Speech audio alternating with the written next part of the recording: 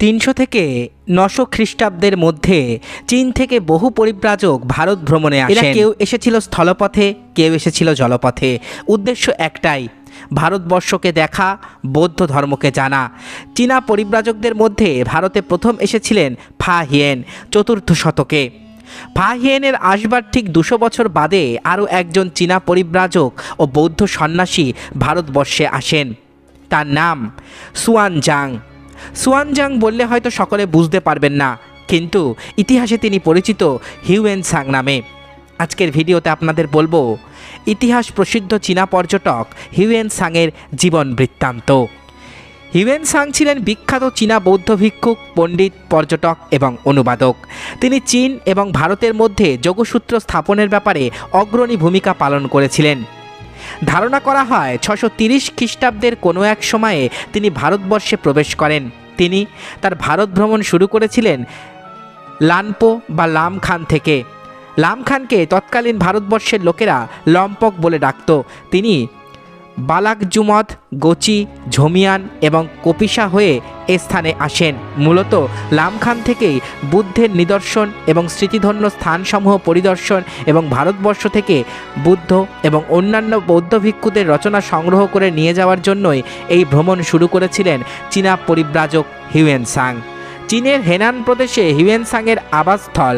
Hiuen Tsang লুজুহু প্রদেশের গৌসি টাউনের চিনহি নামক গ্রামে 602 খ্রিস্টাব্দে জন্মগ্রহণ করেন। তিনি একটি সম্ভ্রান্ত উচ্চশিক্ষিত পরিবারে জন্মগ্রহণ করেছিলেন। তার পূর্বসূরি চেনসি ছিলেন হান সাম্রাজ্যের একজন মন্ত্রী। তার দাদু ছিলেন সেই সাম্রাজ্যের একজন অধ্যাপক এবং তার বাবা সেই সাম্রাজ্যের অন্তর্গত একটি জেলার দায়িত্বে ছিলেন সেই সময়।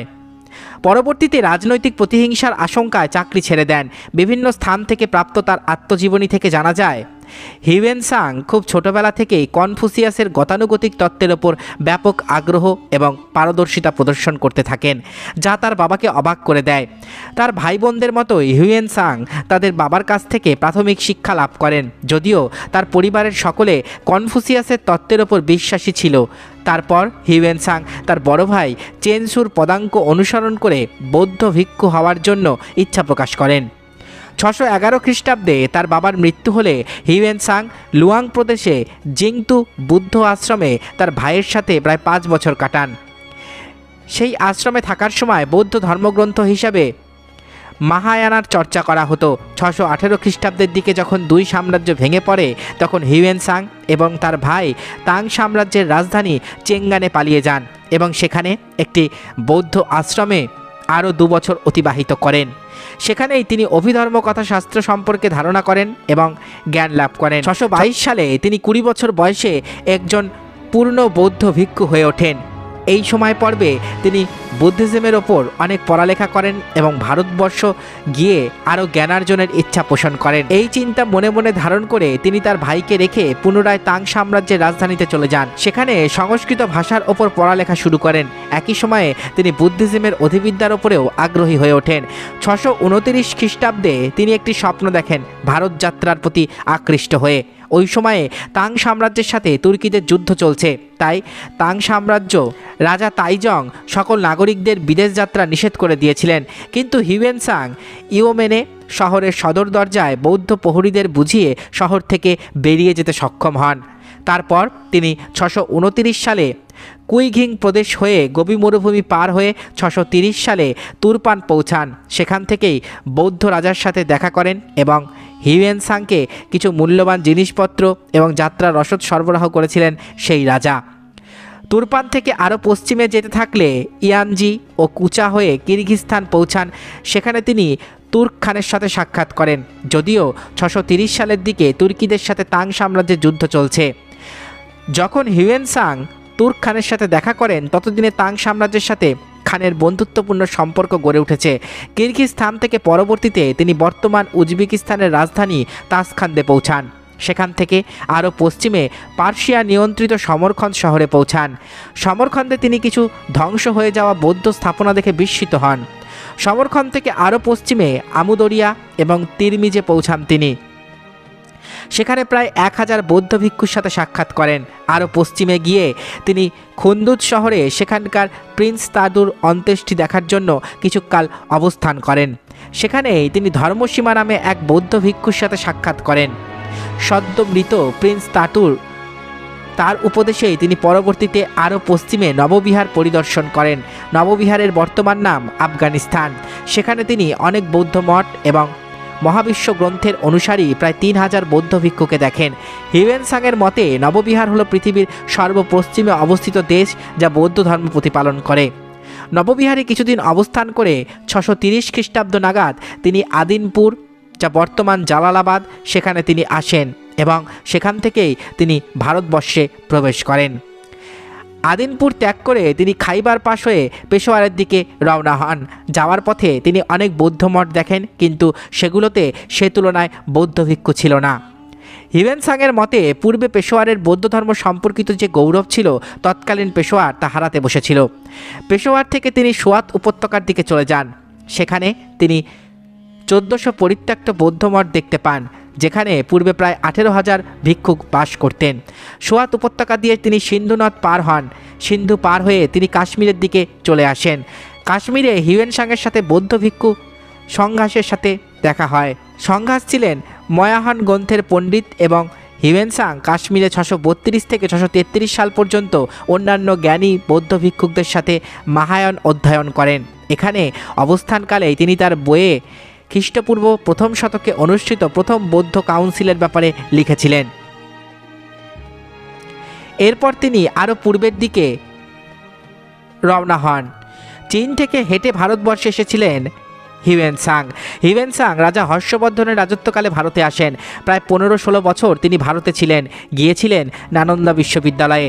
নালন্দা বিশ্ববিদ্যালয়ের খ্যাতি সেই সময় জগৎজোড়া। হর্ষবর্ধনের সময় নালন্দা বেশ উন্নতি করেছিল।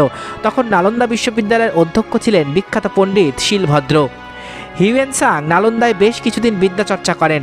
জনপ্রিয় হয়ে উঠেছিলেন নালন্দাতে, কারণ তার যে সেখানে থাকলে চলবে না, কারণ তিনি ভারতের সংস্কৃতি, ধর্ম প্রভৃতি সম্পর্কে জেনে সেই জ্ঞান নিয়ে যাবেন চীন দেশ। সুয়ানজাং বা হিউয়েনসাংয়ের লেখা গ্রন্থের নাম সিইউকি। কি লিখেছেন এতে হিউয়েনসাং, জেনে নেওয়া যাক সেই কাহিনী। হর্ষবর্ধনের রাজত্বকাল, ভারতের বিভিন্ন নগর বন্দর প্রভৃতির বর্ণনা এবং সেই সময়কার রাজনৈতিক পরিস্থিতি, সামাজিক পরিস্থিতি উঠে এসেছে তার এই বইতে। তিনি লিখেছেন, হর্ষবর্ধন থানেশ্বরের পুষ্যবতী বংশের রাজা, অত্যন্ত পরিশ্রমী এবং দক্ষ শাসক। রাজ্যের সর্বত্র ঘুরে নিজের শাসন সম্পর্কে প্রজাদের মতামত গ্রহণ করতেন হর্ষবর্ধন। তিনি একজন দানশীল রাজা ছিলেন। গঙ্গা ও যমুনার সঙ্গমে অবস্থিত প্রয়াগে 5 বছর অন্তর এক বিরাট উৎসবের আয়োজন হয়, যা আয়োজন করতেন হর্ষবর্ধন, যা প্রয়াগে দানক্ষেত্র নামে পরিচিত ছিল। হিউয়েনসাং এই উৎসব নিজের চোখে দেখেছিলেন। প্রয়াগে 5 বছরে জমানো সমস্ত অর্থ হর্ষবর্ধন ভিক্ষুক, দরিদ্র, অনাথদের মধ্যে বিলিয়ে দিয়ে এক কাপড়ে রাজধানীতে ফিরে আসতেন। হিউয়েনসাংকে সম্মান জানাতে হর্ষবর্ধন কনৌজে একটি ধর্ম সম্মেলনের আয়োজন করেন। একটি সোনার বুদ্ধ মূর্তিকে সম্মেলনের স্থানে শোভাযাত্রা করে নিয়ে আসা হয়। রাজা হর্ষবর্ধন নিজেই শোভাযাত্রায় ছিলেন। হিউয়েনসাং এই সভায় মহাযান বৌদ্ধ ধর্ম সম্পর্কে ভাষণ দেন। তাম্রলিপ্ত, মহাবলীপুরম, কাবেরীপত্তনম ছিল সে সময়কার ব্যস্ততম বন্দর। বারাণসী ও কনৌজ ছিল সমৃদ্ধ নগরী। পাটলিপুত্র, শ্রাবস্তি, কপিলাবস্তু হিউয়েনসাংয়ের বিবরণে অবক্ষয়ের দ্বার প্রান্তে পৌঁছানো নগর ছিল। কামরূপ রাজ্যে গিয়ে হিউয়েনসাং তার ভারত ভ্রমণ শেষ করেন। প্রায় 15 থেকে 16 বছর ভারতে কাটিয়ে স্থলপথেই চীনে ফিরে যান হিউয়েনসাং। ভারত থেকে প্রায় 657খানা পুঁথি, অসংখ্য বুদ্ধ মূর্তি এবং রেশমের কাপড়ের ওপরে আঁকা বিভিন্ন আলেখ্য নিয়ে তিনি চীনে পাড়ি দেন।